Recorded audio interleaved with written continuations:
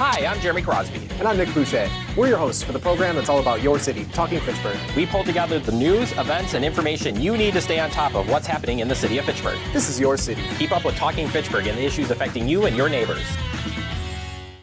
Want to know what's happening in your city? Get Notify Me messages from the City of Fitchburg. Visit fitchburgwi.gov on your computer or mobile device and select the big Notify Me button on the left. Enter your email and/or phone number, whichever is best for you to get notifications. Scroll down the list and select all the topics you're interested in to receive email or text messages about. You'll be notified every time one of your topics is updated. Sign up for Notify Me, one more way to keep up with your Fitchburg government.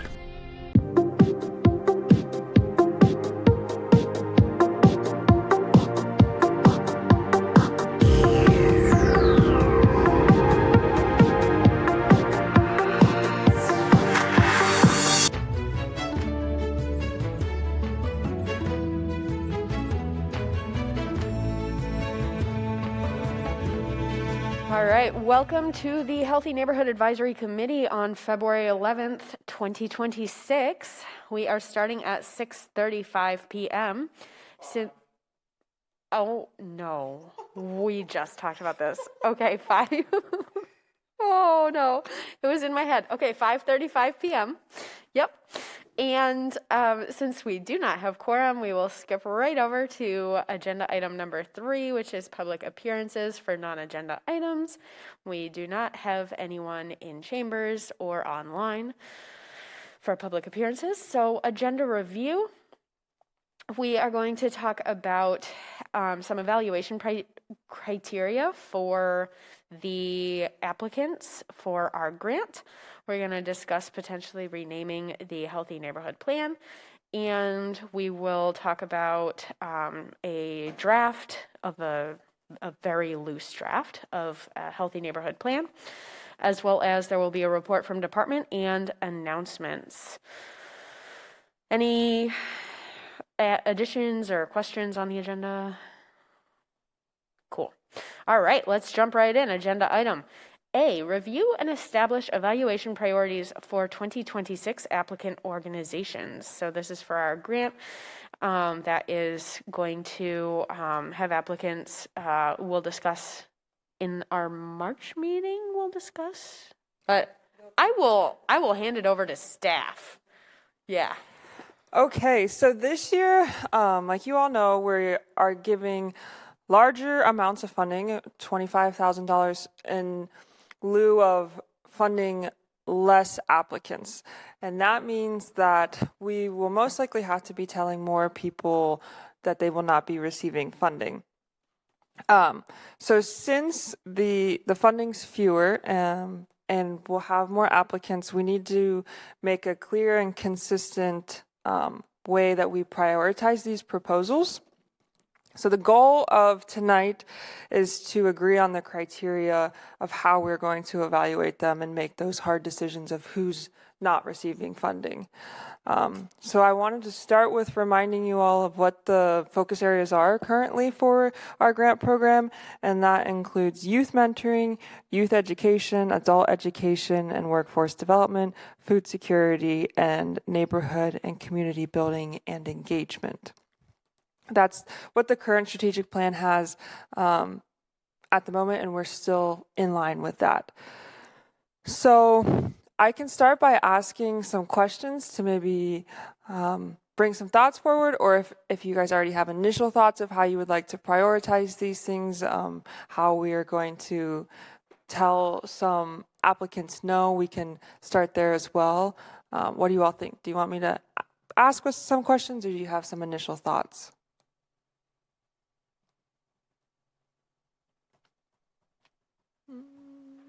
No? Okay.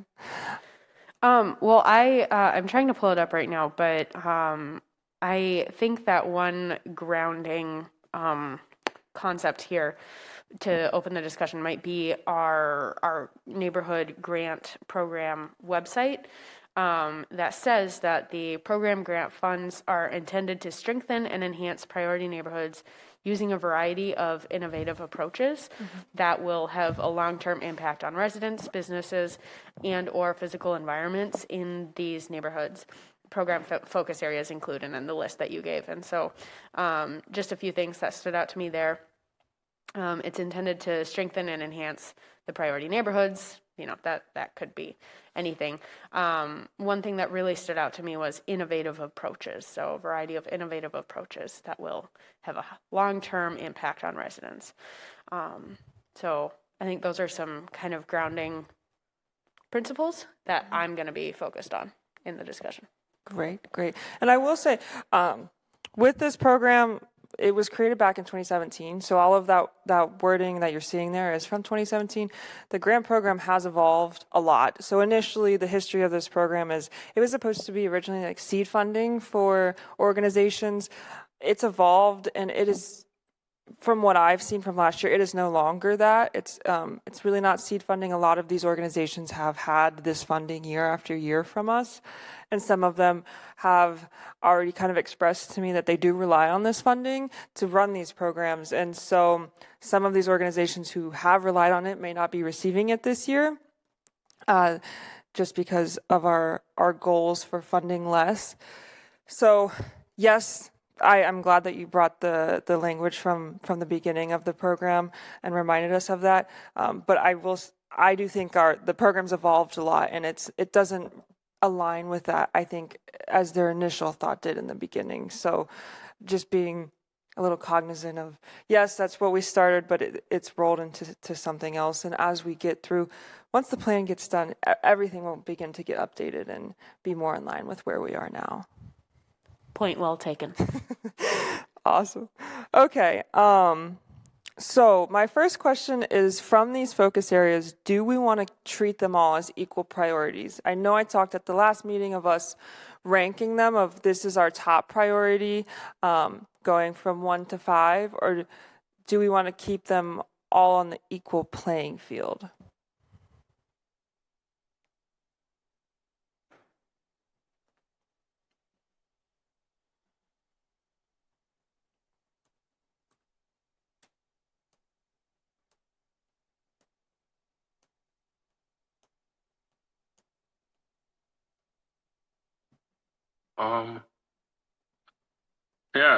I think we can leave it all on equal playing field. That's my opinion, though. Keeping them all the same? Yes. Okay.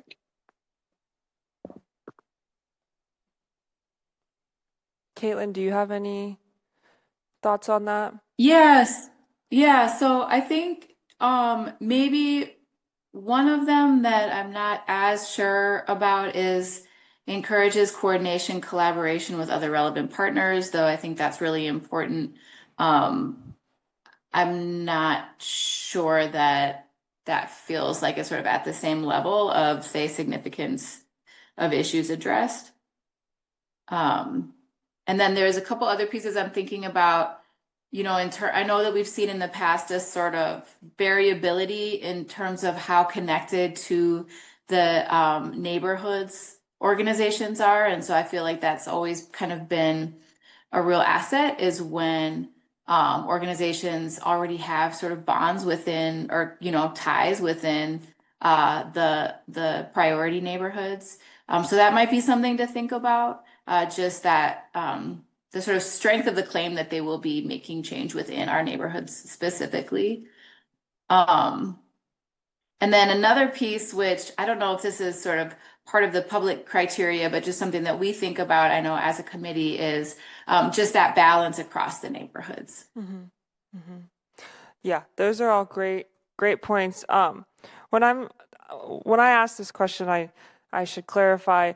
Ranking the focus areas of youth mentoring, youth education, food security, if we want to rank them from 1 to 5, or keep them all, do we all agree that they have a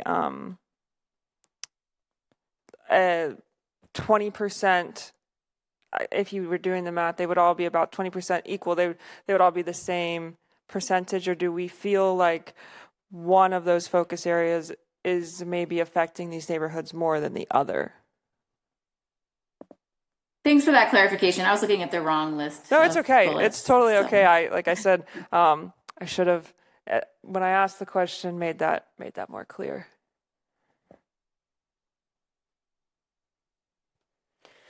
I mean, to what Caitlin was saying about having existing neighborhood connections, that kind of leans in the direction of like neighborhood/community building and engagement. And I do think that that's pretty important. I really struggle with prioritizing these focus areas, but I personally feel very strongly that youth mentoring is a focus area that benefits the young residents a lot, that we don't necessarily always, as adults in a room, we don't always think about. And that would benefit both the youth and the adults. So I think that youth mentoring is very important. At the same time, food security, I mean, I've heard conversations outside of this meeting that food security is really important. If you don't have, food security, then you're going to be hungry and you won't be able to possibly participate in community as much as you would otherwise want. So a lot of these are important to me. Mm-hmm. And I think my head is, I'm really struggling to prioritize them.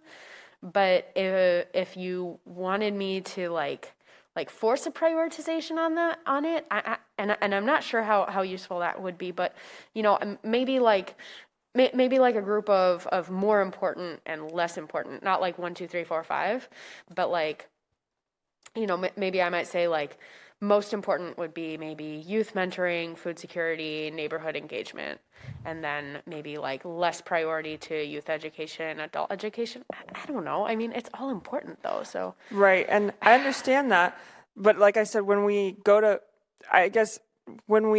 to decide who's getting funding, these are the decisions we're going to have to make. Is like, this organization is doing incredibly important work. How do we decide which one receives funding? Because they're all doing important work.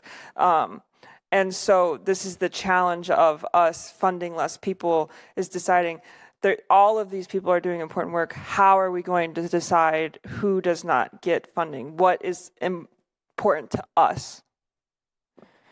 So that challenge that you're feeling now, we will be feeling down the road when we go to decide who's receiving funding.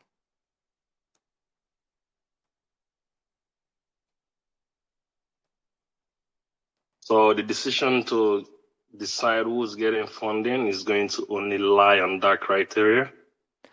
It's not just that criteria. You all, I know this will be your first year going through the documents, and so you will get a score. You'll get a document from me where you'll go through and you'll score them on a 1 through 5 scale, 1 through 4 scale.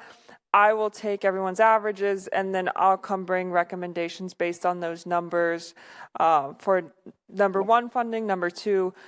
My anticipation is that this year we will have organizations that are very, very close. Their averages are very close and they're basically tied. And so we're going to have to determine who receives the funding and who doesn't. Well, I don't think it's going to be a big deal then, since you're doing the average. So we'll leave everything on the same playing field. It should be that way, because if I can remember the SDG goals, they bring in all these ideas of criteria, what people should focus on in different countries. They don't make one better than the other one or bigger than the other one. So we might as well leave those things to be on the same playing field. It makes it easier for judgment or deciding how you want to rank any one of those organizations. So. Mm-hmm. Mm-hmm. Yeah, I can definitely just leave it where I let you all score. I average them, I bring the recommendations to you, and then we can hash out then. My concern is that with who doesn't get funding, we need to be able to justify why they didn't receive it over the organizations that we did choose. I think something that we might be circling here is that maybe these focus areas aren't the place where we want to prioritize. maybe what this discussion is kind of highlighting is that all of these focus areas are important in different ways, and there might be other criteria that we should take a look at for prioritizing and for like using as criteria for saying like, you know, we're not going to fund you over we are going to fund you, right? So maybe we could circle back to this conversation at the end of asking other questions. Yes, I understand what you're saying. The challenge with that is that the applicants, what they received in terms of guidance is based on this. So they're kind of guiding their proposals based on these focus areas. And so if our criteria isn't, if we are justifying why they didn't receive funding based on these focus areas, we didn't inform them that that's how we were evaluating them, essentially. It would be as though we weren't being fully upfront and transparent if we decide we want to use different criteria than these focus areas. Is it possible, I mean, there's other sets of criteria, correct? So is it possible to not necessarily prioritize the program focus area, but to prioritize some of the other criteria, like the bulleted list that I had started with? Yeah. But also, you know, it's not necessarily creating new criteria, but prioritizing some criteria over other, or some, you know, requirements over others. Yes, for sure. What I'm trying to get to is, what do we want that other criteria to look like then as we go into the evaluation process?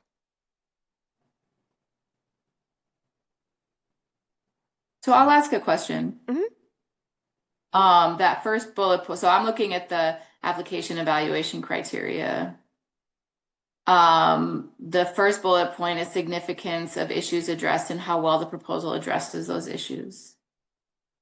I'm curious if there are ways to talk about, like, how are we rating the significance of certain issues? Is there space for, and please correct me if this is not appropriate, but is there space for looking at our current landscape in terms of what nonprofits are experiencing, and kind of looking at who's under the, you know, most pressure right now, who's receiving cuts to funding, things like that, that could be sort of included with that criteria? Yeah, so I had an interesting idea as you were talking.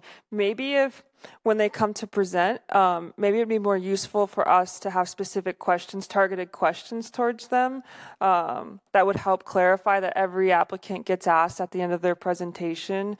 Like you just asked me about how much pressure they're feeling, that would give you all some insight into the organization.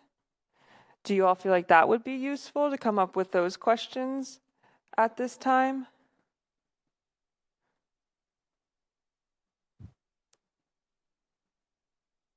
The presentation is optional, correct? It is optional, yes, but most organizations do come. I think last year we had one organization that did not attend.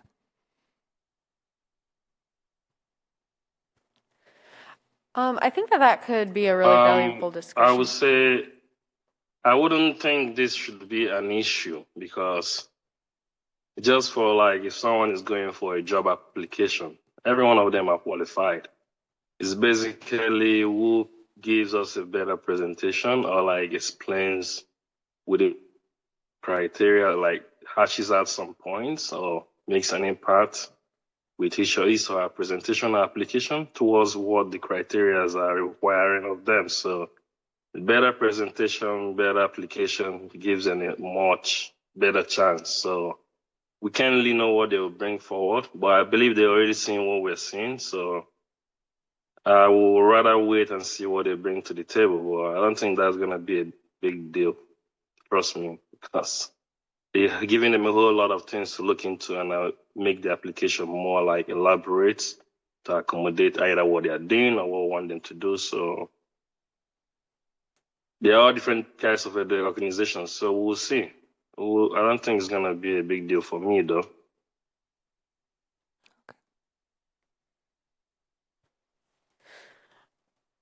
I was actually thinking that I kind of like what Caitlin was saying about maybe talking about prioritizing this document that's on screen right now, the specific project evaluation criteria, because I agree that a lot of like these almost seem like more the pressure points that I'm interested in.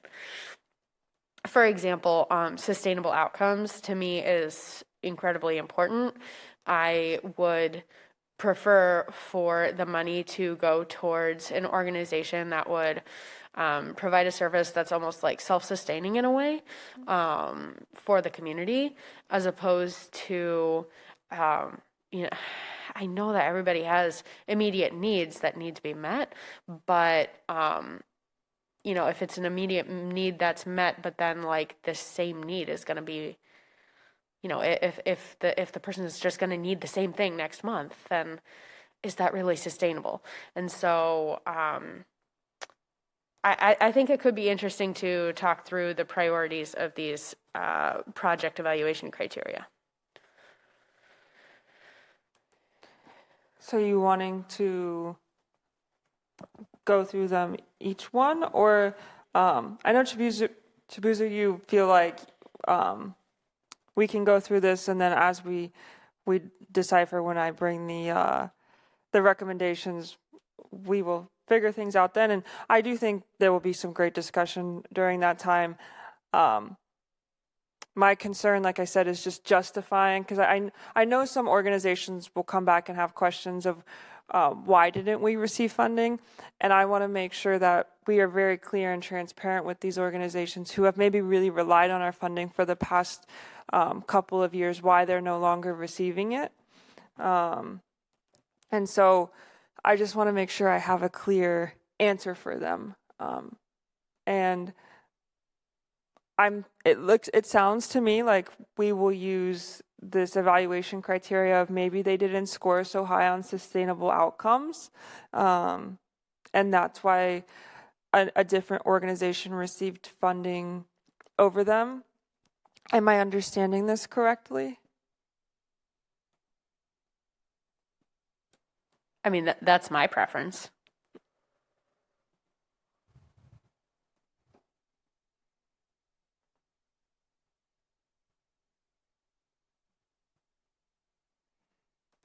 Another. So just to clarify the question, so Jessica, what you're saying, and I know you're clarifying Ari's recommendation, is just based on that one sub criteria of sustainability that the proposal is to rate that higher than some of the other criteria? No, I was just saying when we decide who receives funding, and when I'm communicating with the organizations who didn't receive it, and trying to provide that justification for them of like maybe why they're not receiving funding that they haven't received for years. I use sustainable outcomes as an example, but it could be any of that criteria on that page of maybe they scored lower on innovation, or they scored lower on sustainable outcomes and innovation compared to this other organization, and that's how we're justifying the other organization receiving funding over them. Does that clarify your question, or does that help, Caitlin? Yes, thank you. Awesome. Actually, thanks for that clarification, because I actually have a question about that, because a lot of times, let's say that I go for a job interview, I don't receive feedback about why I didn't receive the job. That's something that a lot of organizations don't like to provide. So you are providing that information, it sounds like. Yes, because this is the first year in a while. Like I said, this program has run pretty similarly, from my understanding, for the past at least 3 years. And this is the first year where things are kind of changing, and we're funding less organizations, but giving them more funding. And a good handful of these organizations have applied year after year and have received funding and rely on it to run their organization, their programs. And so if they if they don't receive the funding, it may be a big challenge for them. And just like you said, Ari, when you don't receive feedback from an interview, it is nice to know, like, okay, here's a justification of why I'm not receiving it. It's not just that they were like, we like this program better than this one, so we're going to give them funding. They had a method to why we didn't receive it.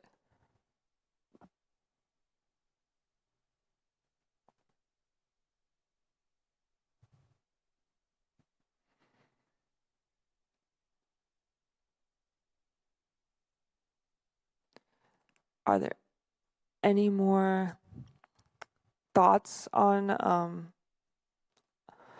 this topic of prioritizing the organizations that come through?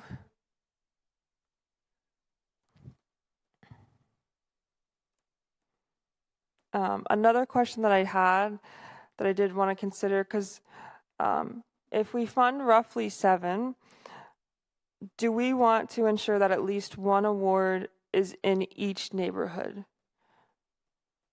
Because that could really challenge things of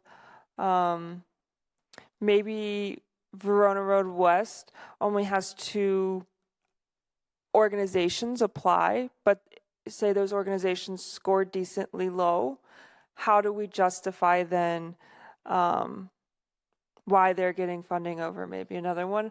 Would it simply be that we hadn't funded anyone in Verona Road West, and so that's why they're getting the funding, even though they may have scored low? No, I used Verona Road West as an example. I'm not saying that those organizations are gonna. That was just for you all to have an example. It could be anywhere in North Fish and Southdale. What if we have an organization where the neighborhood isn't covered? Like, I know Southdale, I think Munch is the River Food Pantry does most. That's the one organization that stands out in my head that applies and does programming in Southdale.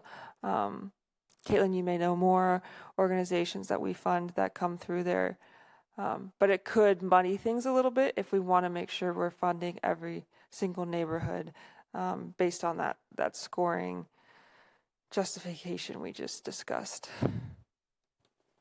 For me, that is a priority. Okay. That said, I can't foresee this situation happening, but if we can use Southdale as an example, or North Fish Hatchery, whatever, but if all the applicants for one neighborhood, again, I don't see this happening. If all the applicants for one neighborhood are like just proposing ideas that we think will not be feasible or won't work or won't be helpful to the neighbors, then I'm fine with being lenient on that criteria. But yes, I would like to prioritize having at least something, some sort of program, partnership in each neighborhood. Yes. Okay. And this is all great for me to know when I come and have the recommendations for you all. And as you know, when I bring those recommendations, you're welcome to change them as you please. But it just makes it a little bit easier for me when we do come in of like, here's the organization that's working in the Allied area. This is why I have recommended them to receive funding. And again, you guys can change them all around as you see fit. But Chabuzer and Caitlin, do you also feel strongly that each neighborhood gets some type of organization that holds programming there?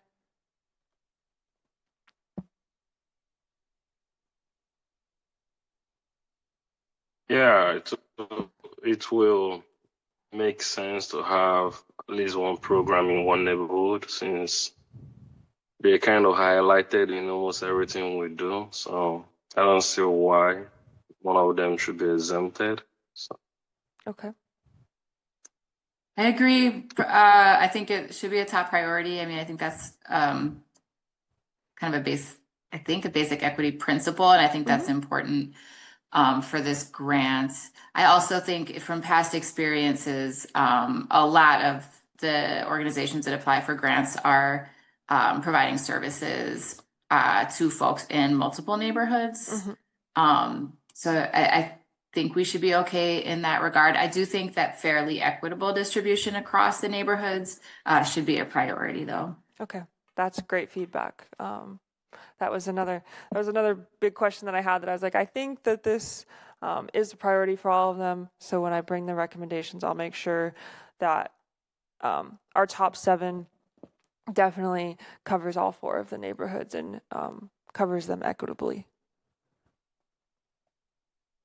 I do just kind of want to jump in and say that I think that revisiting the idea of a question that we ask presenters could be really useful. That could be a really good way to give them an opportunity to speak to why they're like how the services that they're providing or the work that they're doing is meeting a critical need for this moment.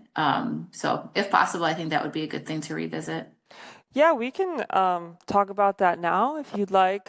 We can come up with a question, 1 or 2 questions that I could potentially send out to them beforehand. If you wanted me to, just saying like, at the end of your presentation, this is what the committee is going to ask you, to get some more insight that maybe we're not gaining from our evaluation and their application guidelines.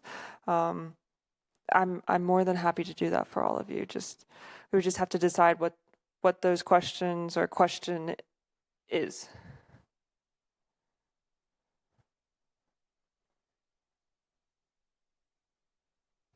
I like the question that Caitlin proposed, how is their work meeting a critical need in this moment? Okay. And I think it makes a lot of sense to send it out ahead of time saying, if you don't address it sufficiently in your presentation, then we're going to ask it.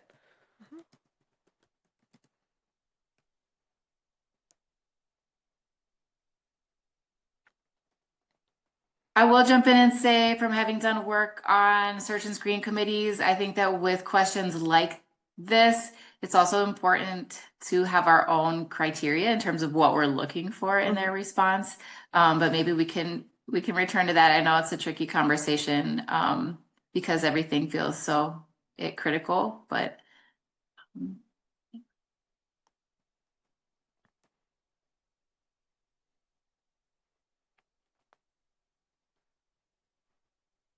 Chabuzer, is there a question that you would like to ask the applicants, or do you feel like this encompasses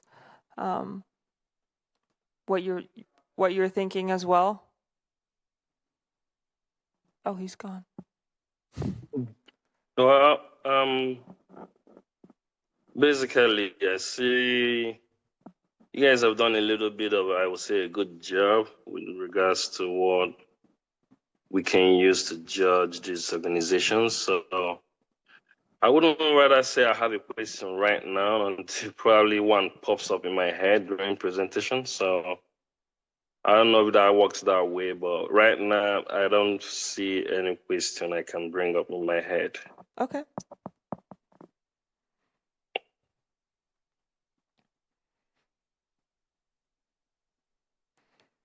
We can move on to our next agenda item if you all want to think about it, because I know that it's, at least for me, if somebody's like, do you have a question right now? I'd be like, I need some time.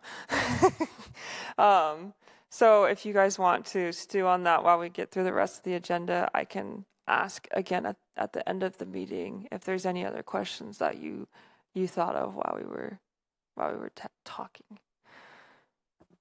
Would a quick question and follow up to that? Are we allowed to, in email exchange, explore possible questions, or does that need to be during a committee meeting? My knee-jerk reaction is that needs to be during a committee meeting. I would have to ask, though, because I am not an expert when it comes to those things. I would agree. No, that would meet quorum policies. I don't know. Yeah, no. Let's not discuss over email.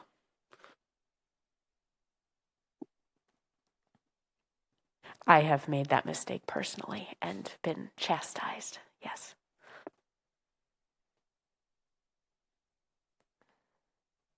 We have quorum now, Ari. Yay, we have quorum. Okay, awesome. Hey. We are calling this meeting to order at 6:09 p.m. and we have some minutes to approve. Agenda item 2. We have some meeting minutes from 12/10/2025. Is there any discussion, comments, or concerns about those meeting minutes? Can I have a motion to approve? A move to approve?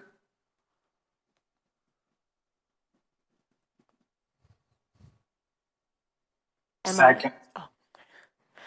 Awesome. They were moved and seconded, and all in favor say aye. Aye. Aye. Aye. Any opposed? Awesome.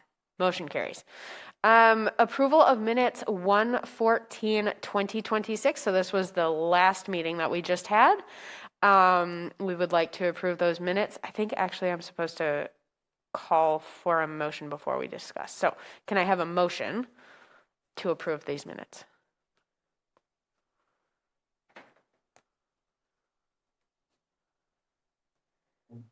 I'll move to approve.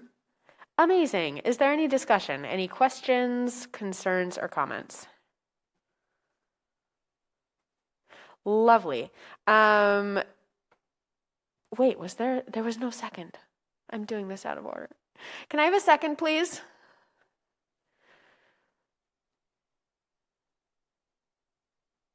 Second, yes. Thank you. And all those in favor say aye. Aye. Aye. Aye. Aye. Lovely. That is unanimous. Okay, lovely. Now back to agenda item 5. Well, I'm not sure if we finished 5A. Did we kind of wrap that up? We were going to move on and circle back at the end to see Perfect. if anyone had any more questions that they had thought of. Then let's move on to 5B, which is discussing potential renaming of the Healthy Neighborhoods Plan. I will pass it over to Steph. Yes. So as I've gone through the process of this, I've had some comments that the name that we currently have of the Healthy Neighborhoods Program is a little misleading, where some of the public has said that they think we're talking about neighborhoods instead of moving them from where they are now to healthy neighborhoods, already established healthy neighborhoods that are thriving. And so I just wanted to talk with all of you, since you are representing the plan, if you feel like the name is representative and is adequate for the purpose of it. Or if we want to, this is just initial discussion to see, do we like the name? Do we feel like it's serving its purpose? And if not, then we can work through later of discussing what I could bring forward a potential renames of the plan. I will say a lot of people know it as the Healthy Neighborhoods Initiative, Healthy Neighborhoods Plan, especially within the city. But when it comes to the public, a lot of people think that these are already pre-established healthy neighborhoods that are thriving.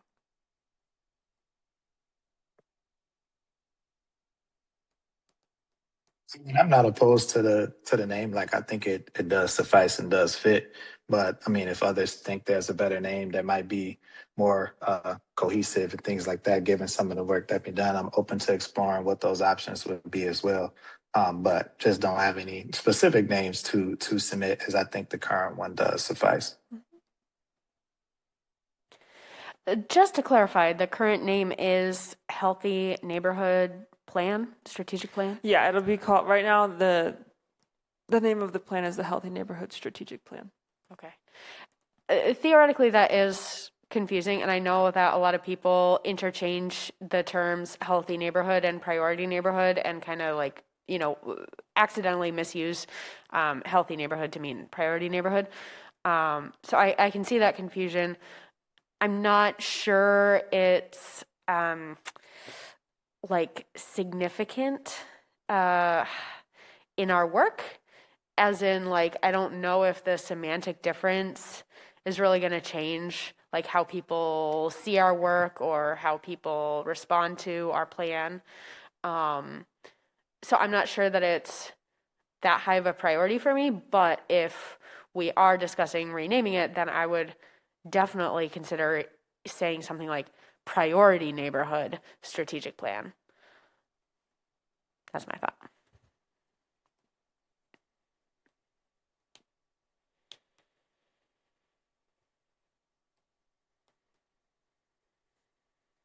I would tend to agree that I'm not completely compelled to think that we need a different name. I do think that there is value in maintaining a name if there's awareness around the program. I know for me, it's what I search up when I want to find the grant application and things like that. And so I think without a really compelling reason to change the name, then it makes a lot of sense to just keep it. Okay. So Boozer, do you have any thoughts? If I may ask, though, yeah, if I may ask, who is asking for the change of name? I just wanted to I wanted to have a conversation. Nobody specifically is asking that we change the name. I wanted to hear all of your thoughts. I have just heard that there's, for lack of some dissonance between, people being like, these are not, they're not unhealthy neighborhoods. I don't want that to be confused, but they're not healthy neighborhoods when you maybe put them next to some of our other neighborhoods in Fitchburg. And so there's just been some questions, or are we doing a disservice to these neighborhoods by calling them healthy? And again, for me, it's challenging because it's not that they're unhealthy. That's a very negative connotation. But I think some people do assume that, like I said, they're healthy, thriving areas that maybe don't need the resources, which what we're trying to do is bring and provide resources. And so the name can be a little potentially perhaps could be a little misleading. Well, it's not misleading if that's our job, which is to provide healthy neighborhoods. So even if it's in quotes, the places that are seen as unhealthy, our job is to make it, healthy, I guess. Mm-hmm. So the name still makes sense to me to keep it. Okay. Probably not worth too much research, but does Madison have a solution for this? Because I know that they have like Allied Dunsmarsh, they have like 11 neighborhood resource teams. Mm-hmm. So they must have verbiage around this question. Verbiage around? Like what they call their priority neighborhoods, essentially. The city of Madison, to my knowledge, does not have a plan comparable to this. They have a much larger department who does work like this, but they don't have a specific plan. If they did, it would be very neighborhood specific. It would be like an allied strategic plan, where ours is much more broad. But from to synthesize everything, it sounds like you all are still good with the name. So if anyone disagrees, let me know. But from what I've heard, you all feel like the name is a good representation of what we're doing and your neighborhood. So we will keep it as that. I'm not certain it's a great representation of what we do, but I think that it has so much, people know what the Healthy Neighborhoods Advisory Committee is. They know what the Healthy Neighborhoods Grant is. I feel like there's more friction in changing the name than is worth it. So maybe not a great representation of what we do, but it's a name that works, and don't break it if it works. Yeah. Okay. Yes. So agenda item 5C then. Update and review working draft of Healthy Neighborhoods Plan. So my understanding is that there is a possibly kind of draft of a draft of a draft, a working draft of what we may in the future have for a healthy neighborhood plan. Yes. So before I show you all this plan, I want to make it very clear that this is not the draft. I just want to update you and have you all see what I've been working on. It needs a ton of edits. It's nowhere near being completed, but I wanted you to know it is, because I keep mentioning it to you of when I'll bring you the draft, and so it can be frustrating if you're not seeing anything. So I just want to quickly walk you through where we're at in the plan, what's next for the plan, just so you all are still kept in the loop. But this is not the time right now to do edits. This is more for me to inform you of where we are, and then when I have a draft done, you all will get it and can do as many edits as you would like. But like I said, this is more just me showing you what we're working with at the moment. Scott, is my screen up? Awesome, thank you. Okay, so this is the first page, the table of contents. This will change. I don't think we're going to have this many chapters, I guess, per se. It'll be less, but this was what I had started with. It hasn't changed since because, again, the draft isn't done. It's much easier for me when I get all the pages, the meat of the document done, to just come back and easily make these contents. We'll start with an introduction, and I'll talk a little bit about the city and the history of the program. And then I may have an executive summary. The introduction may cover most things. Again, this page could easily be deleted. Right now, the flow of the document is, and you'll see, I have a city profile, and it outlines the city and kind of where it stands. And then the idea is to break it down by each neighborhood. And so it clearly demonstrates how, when you look at the city as a whole compared to these neighborhoods, that they do require more resources and are functioning a little differently than the rest of the city is. Kind of justifies why we're allocating funding for grants and things there. So the city profile includes some key demographics like the median age, population, the park amount. This racial diversity index, there's been discussions about, do we keep that in? Because it is an index, and so it's not super easy for, well, the index, it encompasses a lot of things, and so just explaining what's in there, is it worth it?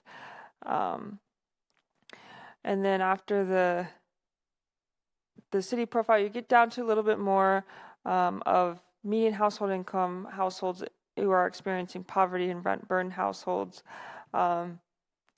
The purpose of these little decks here is to, again, show where we're at citywide. For example, the median household income for the city is around $87,000, almost $88,000. When you look at our priority neighborhoods, where we get to $51,000, that's a pretty significant difference in change in income. Same with households experiencing poverty.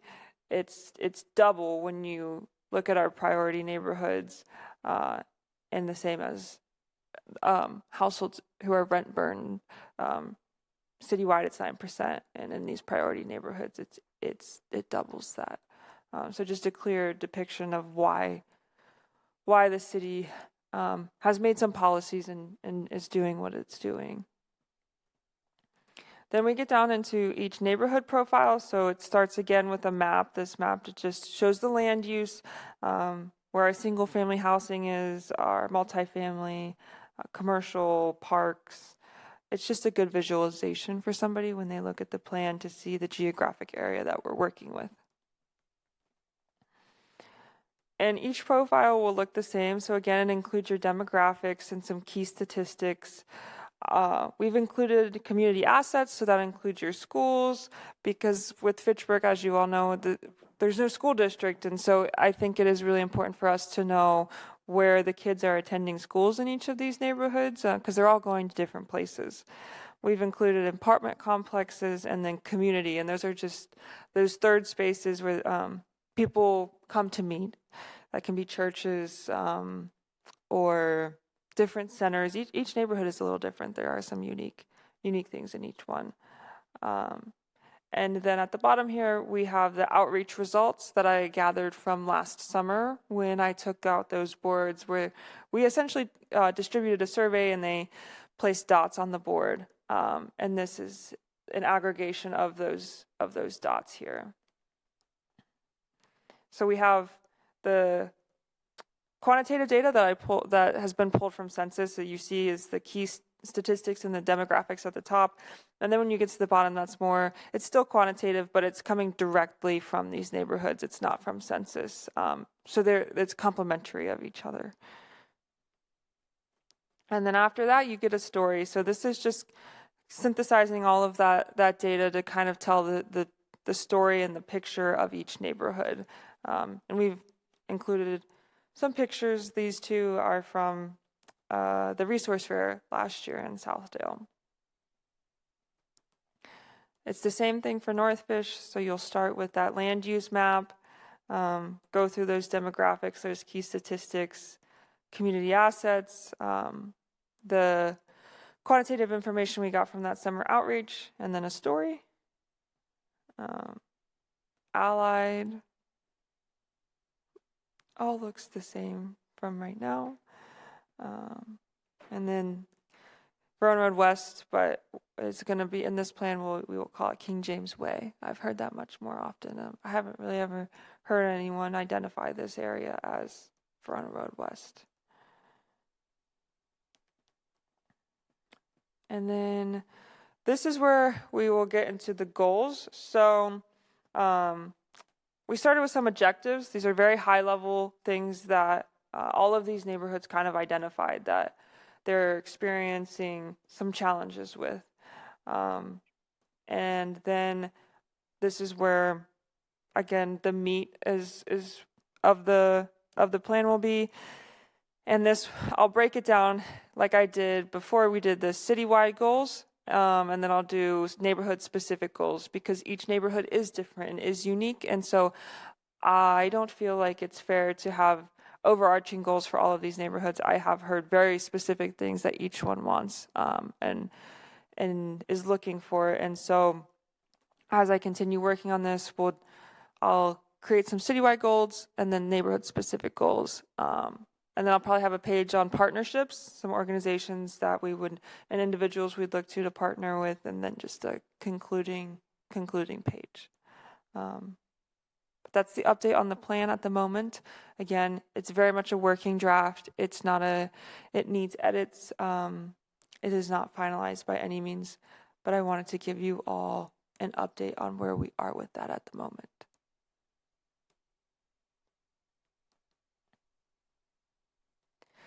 Can I ask a question, Jessica? Yeah, go ahead. Okay, awesome. Yeah, looks great. I'm curious, what is the process for determining the neighborhood specific goals? Mm-hmm. Were the goals after each neighborhood, or were they for all the neighborhoods?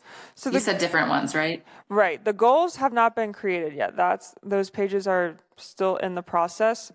For the neighborhood goals, what I will bring to you all, and this is where I will want really fruitful discussions from all of you of like, that goal doesn't make so much sense. It's just comments that I've received from people in the community. I have a very intense note sheet on my computer with specific neighborhood goals, but then also those citywide goals. And the citywide is just, for example, one of the ideas that came from this was having a brochure, maybe, because a lot of these neighborhoods, it's renters. And so giving them a brochure of here's the resources that are available to you. Like I just had a conversation the other day of,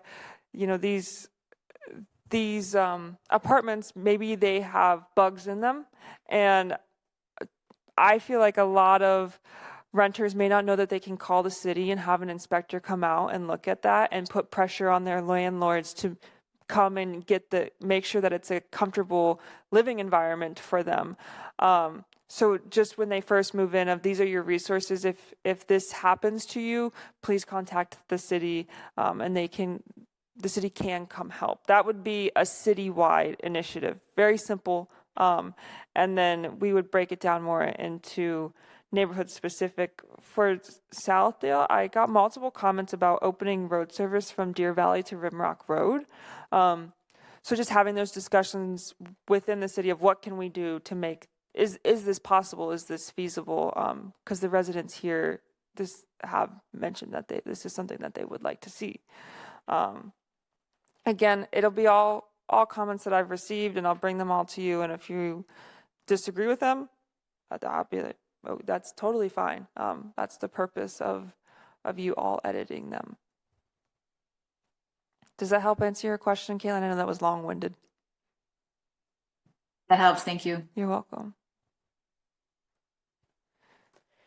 In our last strategic, back up. Thank you so much for presenting this draft.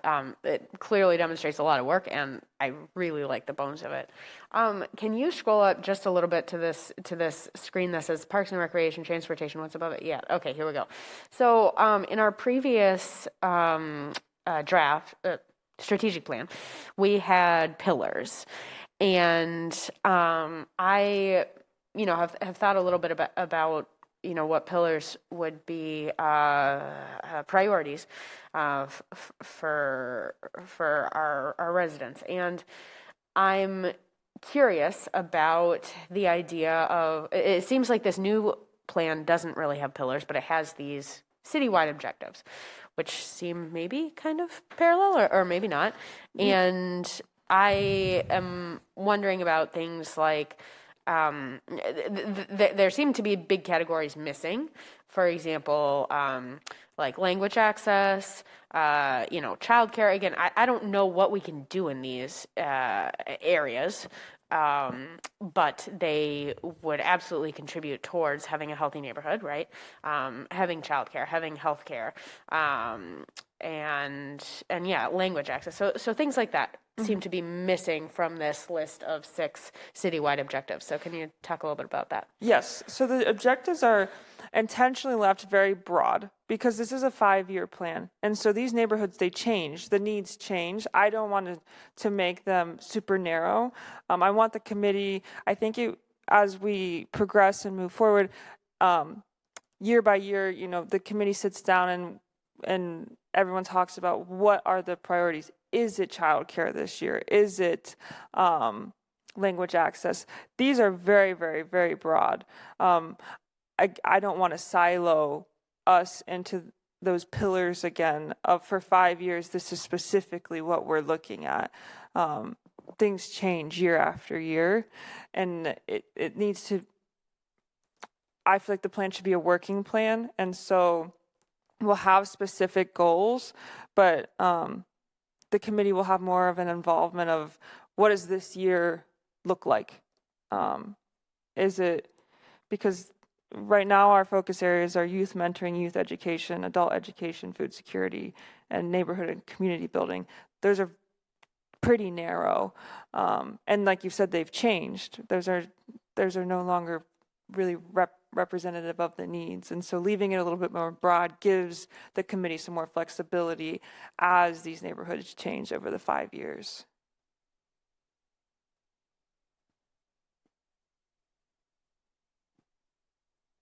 The plan, I will also say the plan is a total rewrite from the first one. The structure is not the same by any means.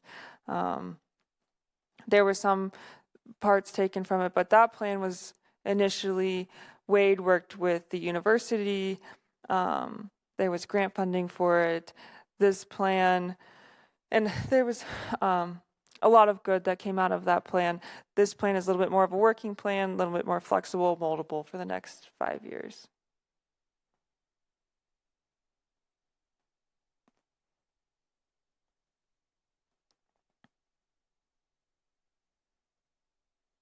Okay. I did want to ask you all, does the flow feel right in terms of how we looked at it, we took a citywide view first and then narrowed it down to the neighborhoods? That was my main. Yeah, that seemed to make the most sense. Okay, great.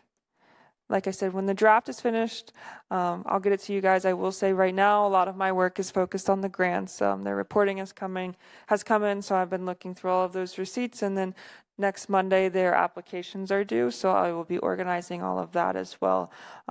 So at the moment, this is not the focus of my work, but when things with the grants do wrap up, we will return back to this plan.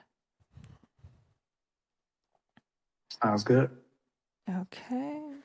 I think I have one more kind of thought. It seems like a lot of our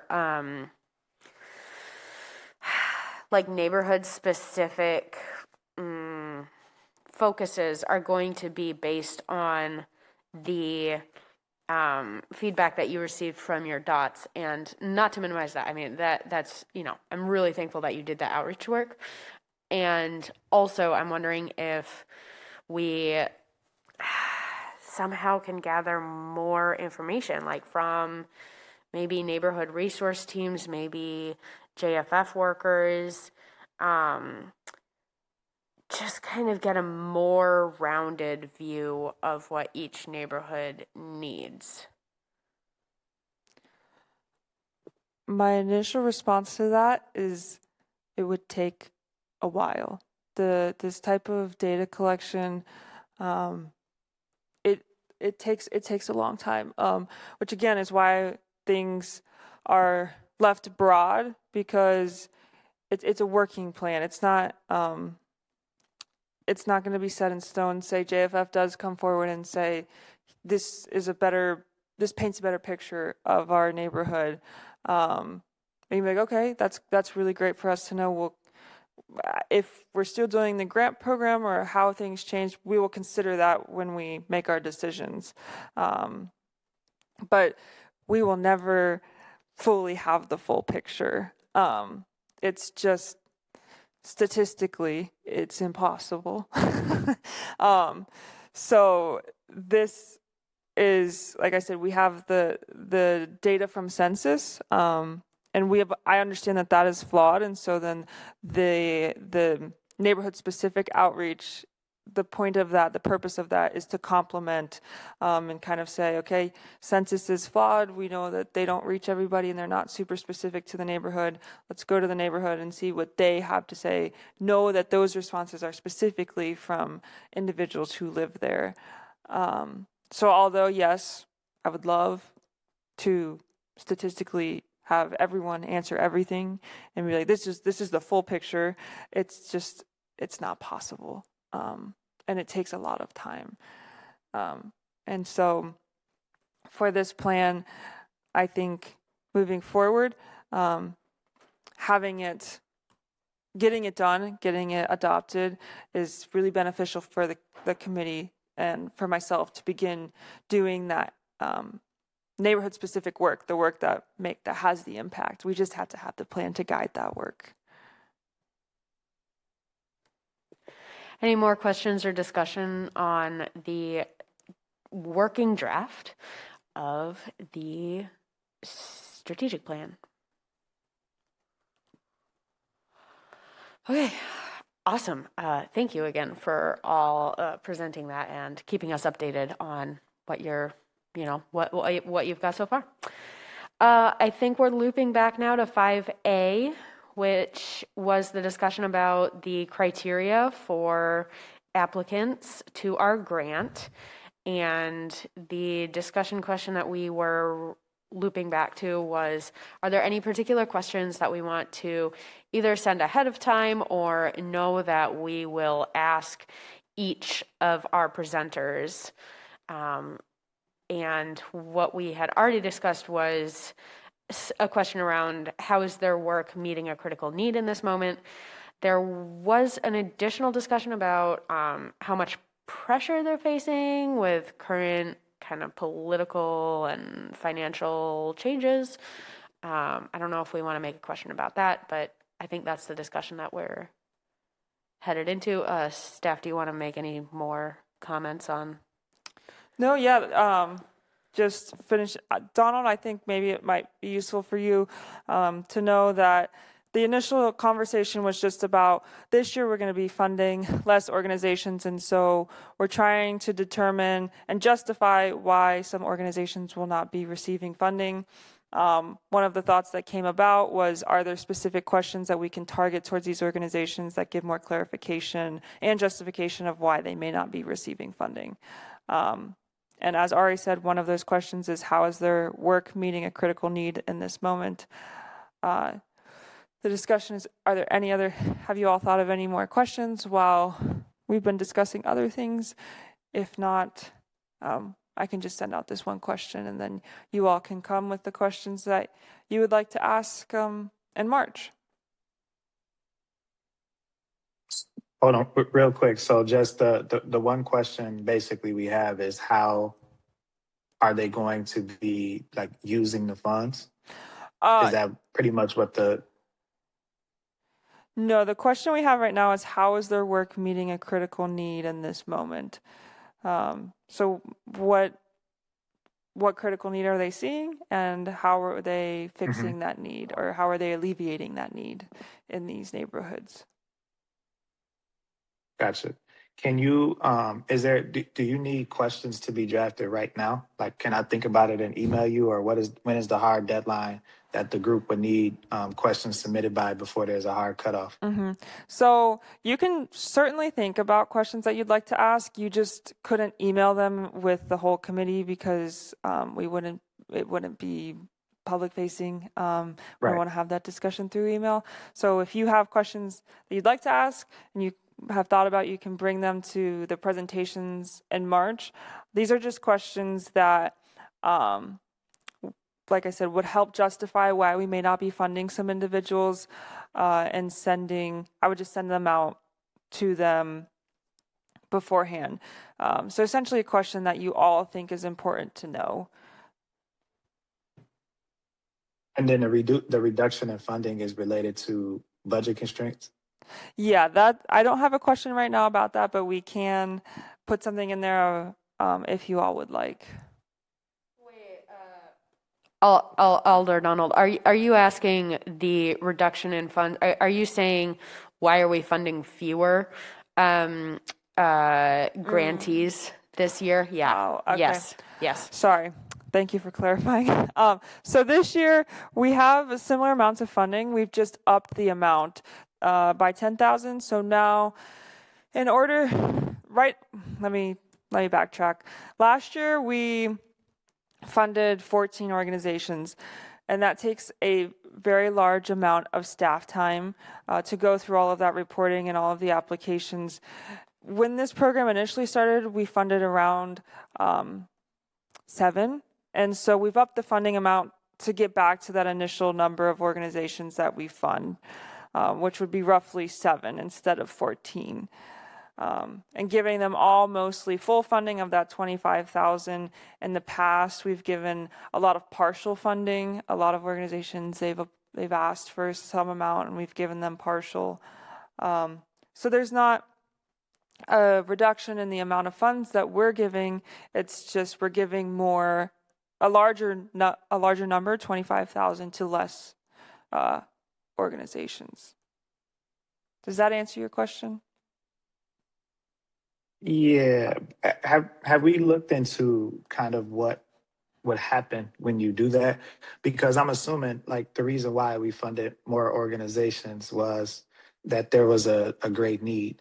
So before we grant larger amounts or awards to certain groups, I'm sure that they'll be appreciative of what will happen to the ones that don't get these larger awards or grants, or their funding goes away. Like, have we been looking at their programming and see like basically the opportunity cost of doing it this way versus how we've been doing it? Yes. So that's kind of the discussion that I was having with them all, is there are going to be organizations that don't receive funding. So how are we, like, what is the opportunity cost of some of those organizations not getting funding, and is it worth it? Again, it's not sustainable for us to continue funding 14 organizations. That doesn't mean we have to fund every single organization at max $25,000. We can do some partial funding, but it is not sustainable for us to continue at 14 organizations. So yes, there will be an opportunity cost to that. And that's a question we can ask the organizations of, if you do not receive this funding, what will you still hold programming in the city? Will you not? What does that look like for us? You can very well ask that question. The other thought, because when I did some research on grants back in school, there was an interesting debate of, is it worth it to fund more organizations with less money or give less organizations more money? Which impact goes farther? Because then if they have more funding, they can target the areas. If they're established, that they can run their programs. If the organization isn't as established, maybe their program doesn't even get run. There's no easy answer to it. But for right now, like I said, it's just on a staff perspective, 14 organizations is not sustainable. So cutting them back will aid on that end of things. And city staff has already decided on this. We've had these discussions. I don't mean to be rude, but I'm just saying like these discussions were actually had as a committee, not just as staff. Yeah. So in past meetings, I think the last 2 meetings of Healthy Neighborhood Advisory Committee, we've discussed this exact issue and whether it makes more sense for another discussion that we have had in past meetings with this committee. Recently is that we want to be able to do other things with our committee. We want to be able to write a strategic plan.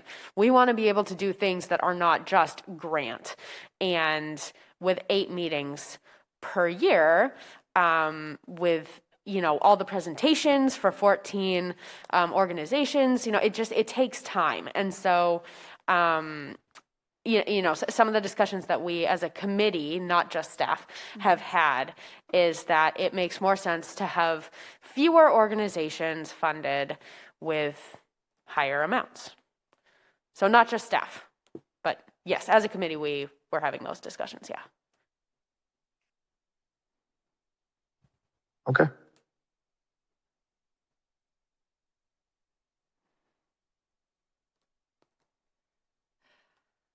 From that, would you all, what I gathered maybe is asking the question of if you don't receive funding, how will this impact your programming?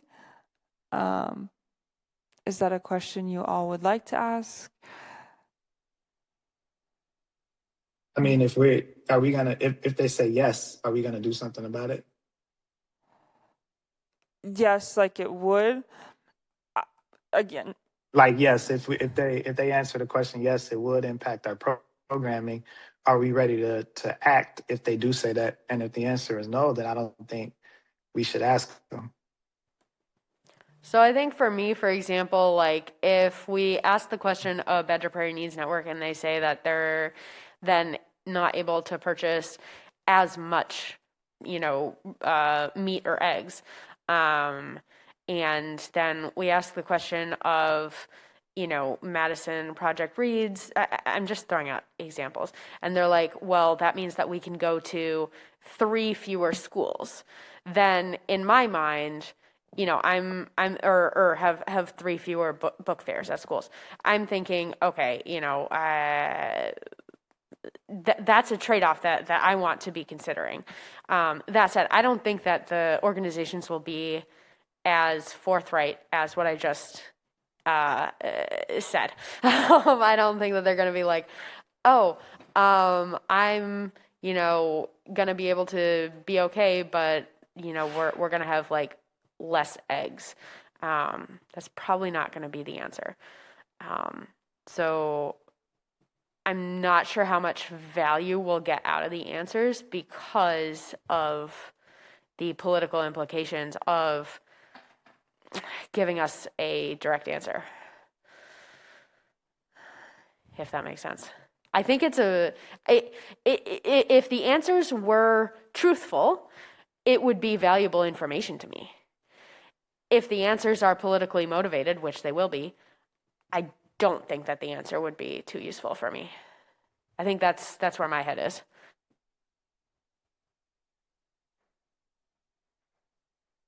We can stick with the question we have for now, and then, like I said, you all can bring your own individual questions that you would like to know in March.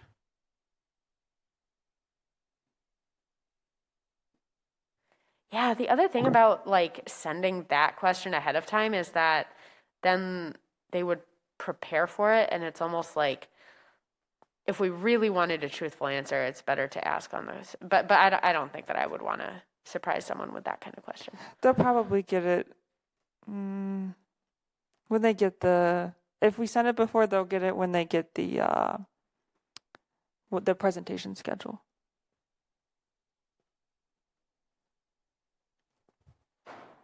Just so I'm clear, so like when they get the presentation schedule, like the conversation has already been had that fewer organizations are going to be funded, but at larger amounts. They already know that. Yes, when they got Going in. the Okay. application materials, they did get an email that said that outlined the changes of the grant this year. And when I talked with a lot of the organizations when I did my mid-year review, I asked them the same question: if we up the funding amount, but fewer organizations get funded, would you be okay with that? Most of them said yes, they would be fine with that. Essentially saying that your chances of getting some funding from us are lower.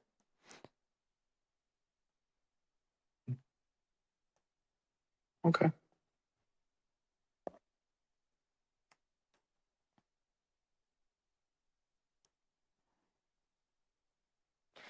Yeah, I have other questions in my head, but I really just can't think of good ways to get like useful information out of them. So I think for me, it's a good question. How is their work meeting a critical need in this moment? All right, any further discussion on this question? All right, agenda. So sorry. Yes, Chaboozer, go for it.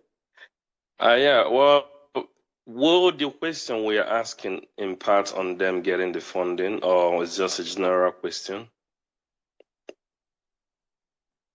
Like, this is our opportunity to ask any sort of like additional questions that would help us evaluate whether we want to fund these organizations or not. I mean, we're about to face a really tough choice. There's going to be a lot of organizations that are applying, and we're going to have to say no to many. So this is our opportunity to kind of cover any more bases that we want that were not already covered by the application materials. So that's what the question is. It basically, like, is there a question that you want to ask during the presentation that you know of right now that would help you decide whether you want to fund or not fund? That you want to ask of all the applicants. Yeah. I wanted to have a question in my mind, though. No, maybe I don't know how to put it, but my question would be like, so the organization, if they were not to receive this fund, what are their other options, or what have they done in the past to supplement themselves going forward without this funding? Mm-hmm. That will be what I will think of.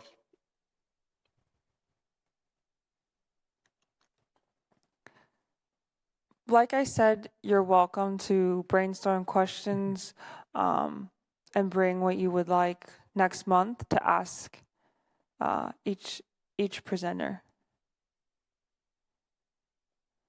Okay. So am I allowed to ask that? Yes, you can ask that. All right. Fine. I Thank think you. for the initial question that you had, I think we should phrase it in a more nuanced way and probably tell them what the question is in advance, because I think we need to ask what describe the critical gap or whatever that your program is feeling within in our neighborhood or society, and what evidence do you have to support your claim of how the funds you're using is going to support the cause that it's going to.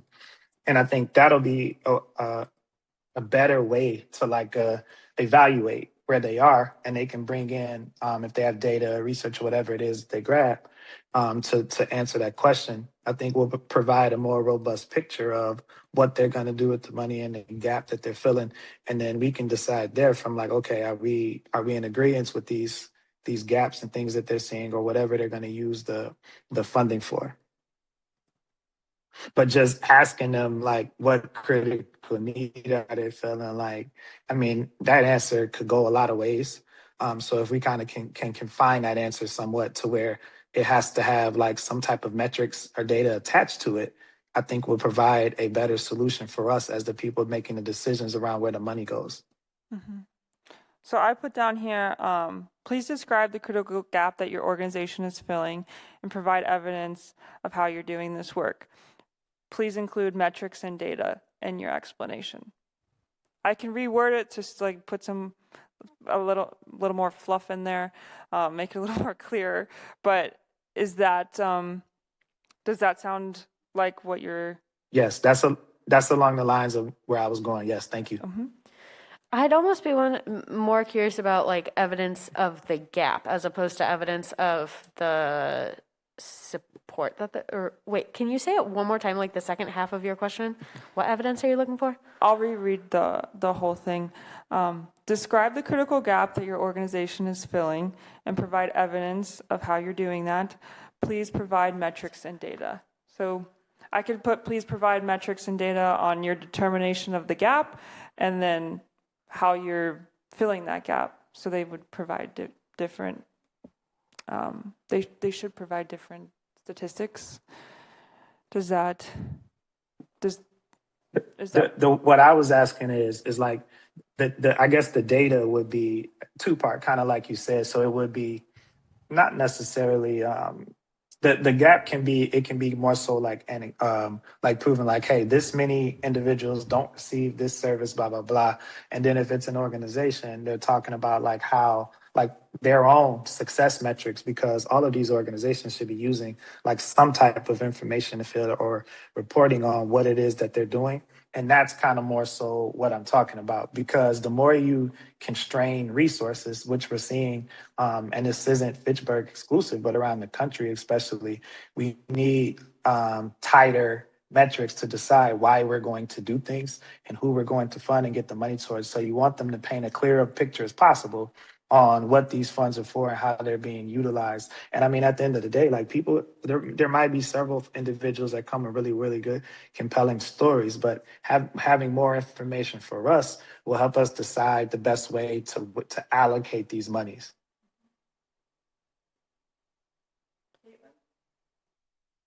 Could I jump in? I'm in agreement with what was shared, and I do think that's the content that we tend to get in the presentations. I think that really covers what people tend to present on. And so, including the metrics and things like that. So maybe that's just sort of an overarching question that we say we're looking for the answer to through their presentations. And just, kind of leave it that way rather than after the presentation as a separate question, because I think that there will be a lot of redundancy there.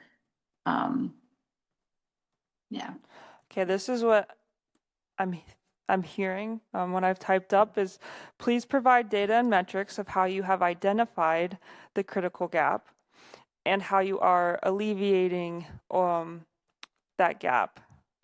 Again, I'll rewrite it to sound different, but Does that sound like what you all are thinking?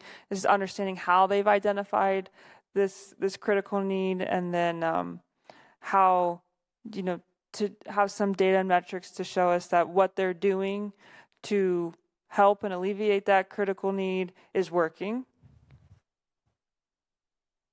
Yes. Or how it might work if it's a new initiative that they don't yet have metrics or data on. But yeah.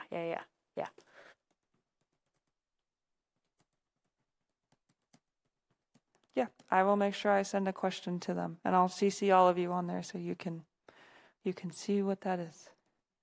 But it will be related to how they've identified the critical need and how they how it's working or how it will work to alleviate that need. Awesome. Thank you. That was a great modification. Agenda item 6, report from department. Okay, I've got 3 things here. So the micro grant program, there's still some discussions internally on that to see, again, legally what that would look like. There's a lot of questions that need to be answered around that, but discussions are still happening there. The housing plan, I sent an email to you all a little earlier today that final draft plan is available to the public. You're welcome to look at that plan, and if you have any comments on the plan, feel free to send them to Lori and Gage. And then the Neighborhood Navigator program, currently we don't have one. The position is open until March, so if there's anyone that you feel in these neighborhoods that would be fantastic for that role, please share that position with them. That's all I have. Awesome. Agenda item 7, announcements. I have a couple of announcements. Okay, well, one announcement is, I guess it kind of ties back to our discussion about criteria for evaluating grantees, but because we're going to have such a tough decision this year, I think it makes a lot of sense that the expectation for every member of this committee would be that you evaluate every single one of the applicants. And so not just like submitting the form for evaluating like a couple of them, but every single applicant. So that's one announcement, is that everybody on the committee will submit a review of every single application. If you have any concerns with that, then, time-wise or something, then let me know or let Jessica know, staff know. Okay, other announcements that I have. On March 3rd from 5:30 to 7, there is a free community dinner at Leopold. Thank you to our Leopold neighborhood team through the city of Madison. There's also on March 10th, from 6 to 8 p.m., the Urban League of Greater Madison is hosting a Spring Home Maintenance Workshop 2026 designed to help homeowners and future homeowners reduce unexpected repair costs and maintain long-term housing stability, and that's at the Hub on Park Street.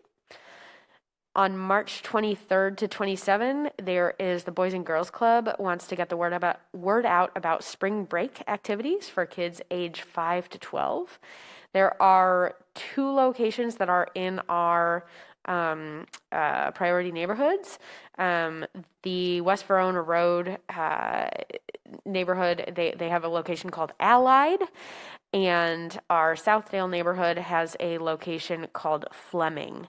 And so you should check those out for kids age 5 to 12.